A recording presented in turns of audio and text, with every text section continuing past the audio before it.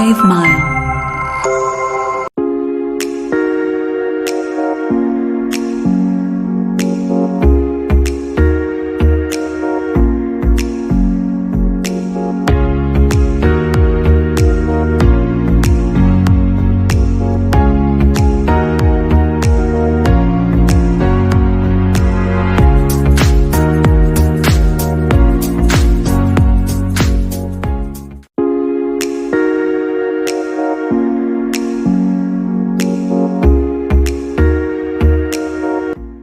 Hai, kenalin nama aku Jenny Nafrita Syianturi. Halo, nama saya Irfan Rohaimi. Halo, nama saya Rizia Gloria Kepara. Hai, kenalin nama saya Putri Cindy Claudia. Jadi yang pertama itu kita akan bahas latar belakang dari paradigma. Teman-teman udah tahu nggak apa itu paradigma? Pasti belum tahu kan? Jadi sini kita akan bahas latar belakang dari paradigma. Paradigma itu ada istilah paradigma berasal dari KUN 1962 yang mengajukan argumentasi demikian. Paradigma itu ilmu yang normal tanpa henti-hentinya dari sumber oleh endapan-endapan kumulatif dari berbagai sistem teoritis dan bahan-bahan empiris. Sampai suatu saat ilmu yang bersangkutan macet dan karena terhalang oleh sekelompok anomali atau penyimpangan yang tidak dapat disisihkan. Adapun pendorong lainnya dari teori analogis dalam geografi yang memandang model, yang pertama itu sebagai suatu pendekatan yang relatif dengan cara membatasi atau mengurangi detail-detail yang tidak perlu. Yang kedua, sebagai hal yang mengizinkan kita menangkap dan memberi aspek-aspek dari dunia nyata yang sifat menarik, penat atau relevan, dan asasi atau fundamental. Yang ketiga itu sebagai sesuatu yang muncul dalam bentuk yang berlaku umum. Baiklah, saya akan menjelaskan paradigma determinisme.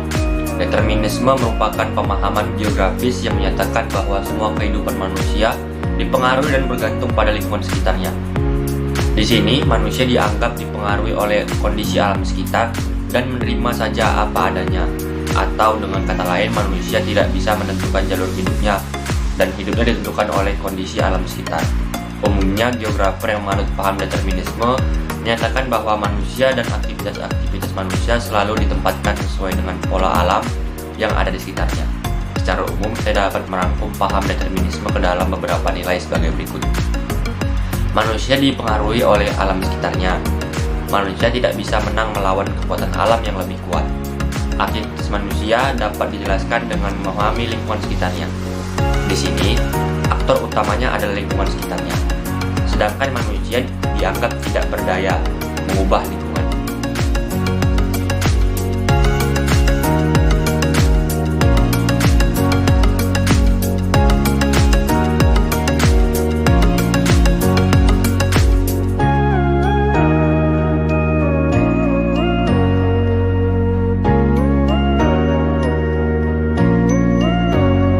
Pencetus determinisme. Beberapa pakar yang menganut konsep determinisme antara lain adalah Aristoteles, Carl Richter, Charles Darwin, Ellsworth Huntington, Alexander von Humboldt, dan Frederick Ratzel. Gagasan-gagasan mengenai fisis determinisme dalam geografi yang dicetuskan oleh para ahli tersebut antara lain adalah Aristoteles. Aristoteles menyatakan bahwa perbedaan iklim di suatu wilayah akan menyebabkan perbedaan karakteristik orang-orangnya. Contohnya adalah penduduk Eropa yang lebih berani dari Asia karena iklim yang lebih menantang. Carl Richter menganggap bahwa bumi dan segala isinya saling berkaitan. Oleh karena itu, secara logis harusnya karakteristik manusia yang ada di suatu lokasi memiliki karakteristik yang sama dengan lokasi di mana mereka tinggal. Ellsworth Huntington menyatakan bahwa kondisi cuaca dan iklim di suatu wilayah berpengaruh besar terhadap pola kehidupan manusia di lokasi-lokasi tersebut. Gagasan beliau akan menjadi salah satu pendorong studi iklim dan pengaruhnya pada aktivitas manusia pada abad ke-20.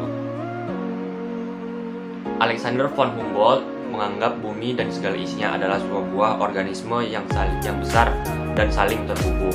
Di sini, Humboldt menganggap bahwa segala aktivitas manusia harus selaras dengan apa yang sudah disediakan dan ditetapkan oleh alam di sekitarnya tanpa boleh mengubah. Friedrich Latzel menyatakan bahwa pola kehidupan manusia ditentukan oleh faktor-faktor eksternal yang kelak akan menjadi determining faktor.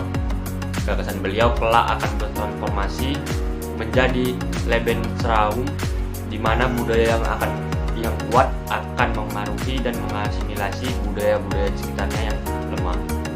Charles Darwin dalam teori seleksi alamnya menyatakan bahwa lingkungan akan menyeleksi makhluk hidup yang paling kuat, sehingga makhluk hidup akan beradaptasi agar bisa hidup di lingkungannya. Secara umum, para ahli ini menyatakan bahwa setiap aktivitas yang dilakukan manusia tidak mungkin lepas dari pengaruh alam di sekitarnya. Selain itu, manusia juga tidak cukup kuat untuk mengalahkan alam, sehingga harus beradaptasi untuk bertahan hidup.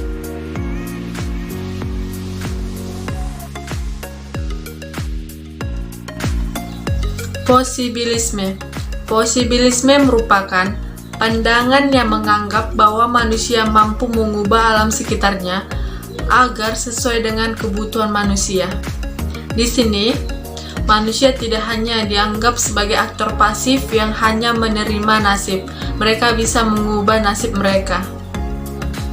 Salah satu pencetus paham posibilisme adalah Paul Vidal de la Blague, yang merupakan seorang geografer Prancis dan salah satu tokoh ilmu geopolitik Prancis.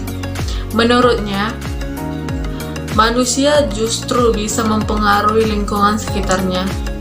Berbeda dengan paham determinisme yang menyatakan manusia sangat bergantung dengan kondisi alam dan lingkungan. Selain itu, alam juga dianggap hanya sebagai pemberi hambatan dan tantangan. Sedangkan manusia dapat menemukan cara untuk menguasai alam tersebut dengan bantuan teknologi dan ilmu pengetahuan. Secara umum, gagasan-gagasan yang diutarakan oleh paham posibilisme antara lain adalah yang pertama, alam menyediakan potensi dari masalah, manusia yang memanfaatkan dan mengatasi hal tersebut dengan kecerdikan dan teknologi. Dan yang kedua, manusia tidak diperbudak oleh lingkungan sekitarnya. Justru kita yang bisa mengubah lingkungan sesuka kita. Yang ketiga, kondisi lingkungan hanya dianggap sebagai saran, bukan paksaan dalam mengambil keputusan. Dan yang keempat, kecerdikan manusia pengembangan teknologi dapat menyelesaikan semua permasalahan yang dilemparkan oleh lingkungan. Dan yang kelima, apa yang mungkin terjadi dan terbangun di suatu wilayah lebih banyak dipengaruhi oleh biaya tindakan tersebut dibandingkan dengan kondisi lingkungannya. Contoh penerapan posibilisme. Yang pertama, membangun kota di tengah-tengah hutan. Sepertinya sudah dijelaskan di awal, pada zaman dahulu sangat sulit untuk membangun kawasan perkotaan di hutan-hutan belantara. Hal ini terjadi karena pohon-pohon tersebut akan mempersulit penetapan fondasi bangunan dan mempersulit aksesibilitas. Selain itu, kota-kota yang berada di tengah hutan juga kerap mengalami kesulitan untuk membuka lahan. Lahan-lahan yang nantinya bisa dijadikan daerah pertanian untuk menghidupi para penduduk perkotaan. Dan yang kedua, bercocok tanam di daerah yang kering. Seperti yang sudah kita bahas yang di atas, dahulu kegiatan bercocok tanam hanya bisa dilakukan di daerah yang subur dan kaya akan air. Hal ini terjadi karena daerah-daerah tersebut memiliki kondisi alam yang baik untuk menunjang aktivitas pertanian dan perkebunan. Dan yang ketiga, membangun perkotaan di pegunungan. Pada zaman dahulu, sangat sulit membangun perkotaan jika tidak berada dekat dengan sumber air. Berada di tanah yang landai atau dekat dengan lahan yang subur. Hal ini terjadi karena akan sulit untuk membangun sistem air bersih, sanitasi, dan penyediaan makanan jika tidak dekat dengan sumber air dan lahan yang subur.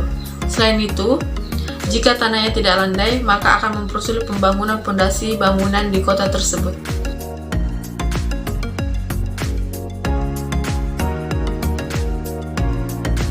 Paradigma probabilisme. Munculnya paham probabilisme mewujudkan suatu modifikasi terhadap pandangan probabilisme mengenai relasi antara manusia dengan lingkungan. Probabilisme ini dilancarkan oleh geograf Speed pada tahun 1957. Ia mengatakan bahwa pada setiap tahap perkembangan terhadap berbagai pilihan kegiatan manusia, baik yang menyangkut permukiman maupun tanaman komoditi. Tetapi beberapa dari possibilities itu lebih probable daripada yang lain. Dengan kalimat lain, beberapa tanggapan manusia terhadap lingkungan alami adalah lebih predictable atau bisa disebut juga dapat diramalkan daripada yang lain.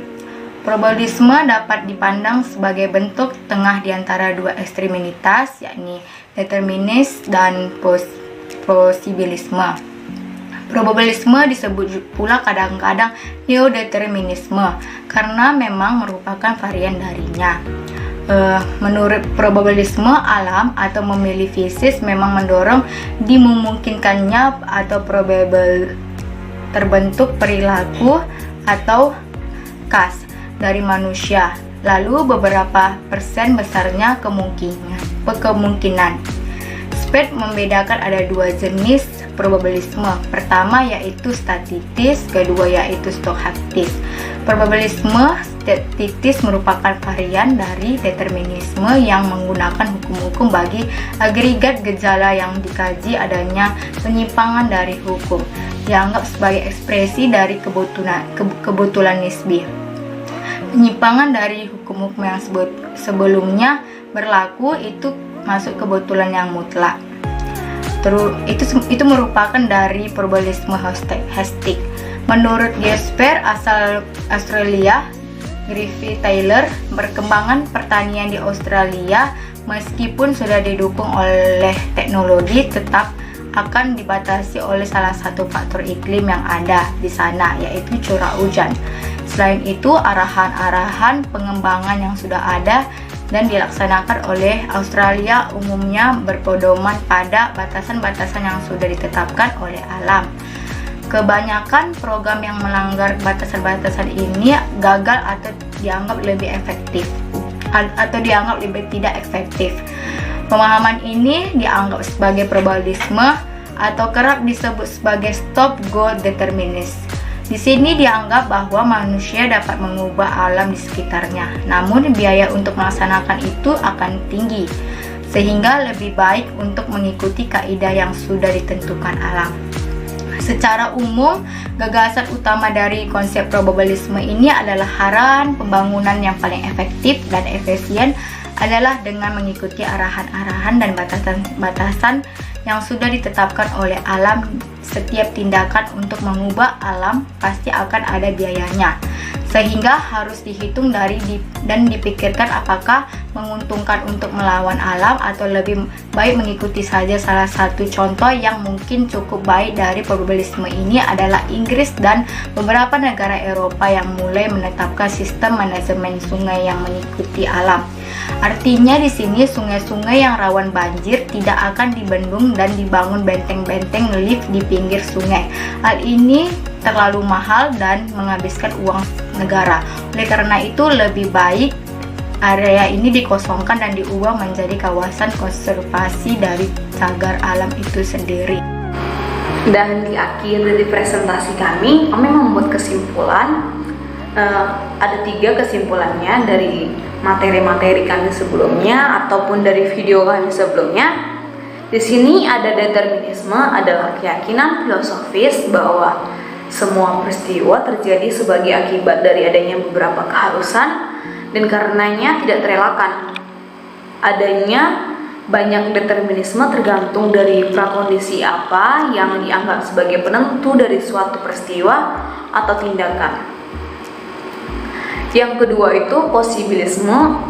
Posibilisme itu adalah teori yang mengungkapkan bahwa manusia yang menentukan kehidupannya. Teori ini dikemukakan oleh Vidal de la Blas.